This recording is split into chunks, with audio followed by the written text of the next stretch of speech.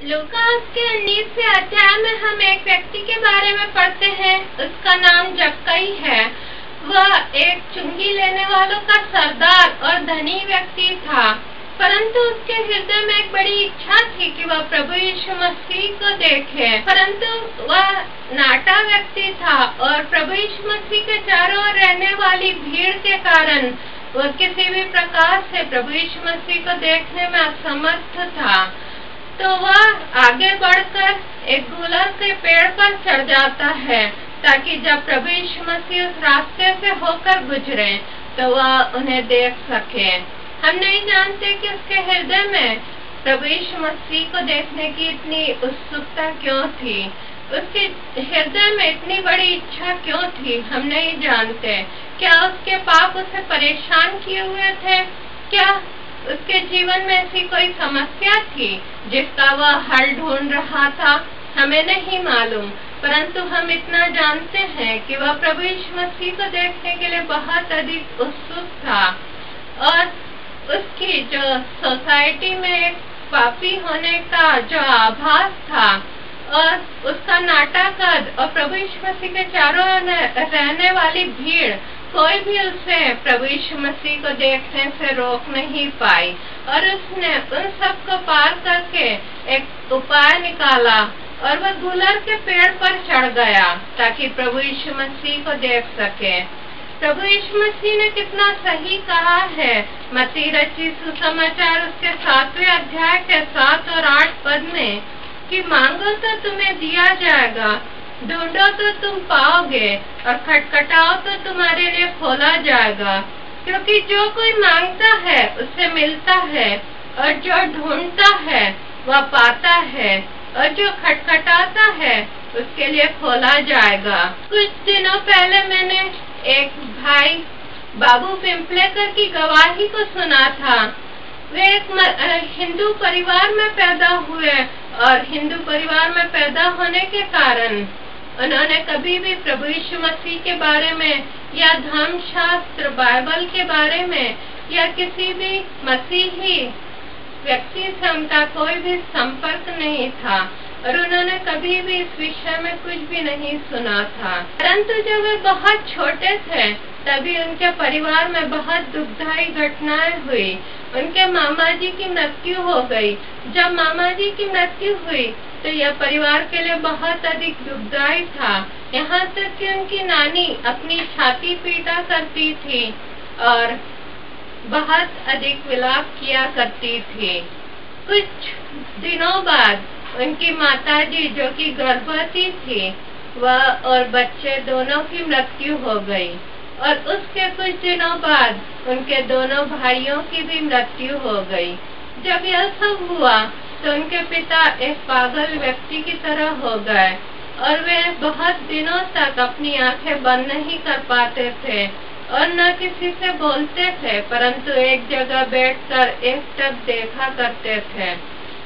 और जब यह सब हुआ तो ब्रदर बाबू के हृदय में बहुत से प्रश्न उठे कि अगर मृत्यु इतनी दुखदाई है तो उसका हल क्या है? मृत्यु कहाँ से आई? मृत्यु के बाद क्या होता है? और क्या हम मृत्यु के बाद अपने बिछड़े हुए रिश्तेदारों से मिल सकते हैं? ये सारे प्रश्न उनके हृदय में गूंजते रहे, परंतु उनके पास इन सब का कोई हल नहीं था। जब वे स्कूल में पढ़ रहे थे तो एक दिन उन्होंने देखा कि एक मसीही व्यक्ति पर्चे बांट रहा है। उन्हें नहीं मालूम था कि वह क्या है और क्या बोलता है, परंतु उनके हृदय में बड़ी उत्सुकता थी यह जानने की कि वह क्या बोलता है। वे उसके पास गए और उसे छुए बिना एक पर्चा निकाल कर ले आए, क्योंकि उनके घर में यह सिखाया गया था कि दूसरे धर्म के लोग अछूत हैं और उन्हें छूना नहीं चाहिए। जब उन्होंने पर्चे को पढ़ना शुरू किया तो उनके आश्चर्य का ठिकाना न रहा, क्योंकि जो कुछ उनके हृदय में विचार थे वही विचार उसमें लिखे हुए थे। मत्ती रचित सुसमाचार उसके 16वें अध्याय के 26 पद से कि यदि मनुष्य सारे जगत को प्राप्त करे और अपने प्राण की हानि उठाए तो उसे क्या लाभ होगा, या मनुष्य अपने प्राण के बदले में क्या देगा। जब उन्होंने यह सब पढ़ा तो उनके हृदय में और भी अधिक जानने की उत्सुकता पैदा हुई और यह उन्हें उस अछूत मसीही व्यक्ति के घर में उन्हें ले गया और उन्होंने प्रभु यीशु मसीह के बारे में और भी अधिक जाना। उन्होंने यह भी जाना कि प्रभु यीशु मसीह के पास जीवन और मृत्यु पर अधिकार है। उन्होंने यह भी जाना कि प्रभु यीशु मसीह अकेले उद्धार करता है।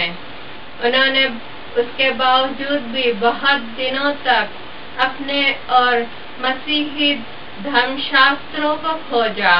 उन्होंने कई बार उसे पढ़ा और उसकी खोज करने के बाद वे इस निष्कर्ष पर पहुंचे कि केवल प्रभु यीशु मसीह ही उन्हें उद्धार दे सकते हैं और इस तरह से उन्होंने अपना जीवन प्रभु यीशु मसीह को दे दिया।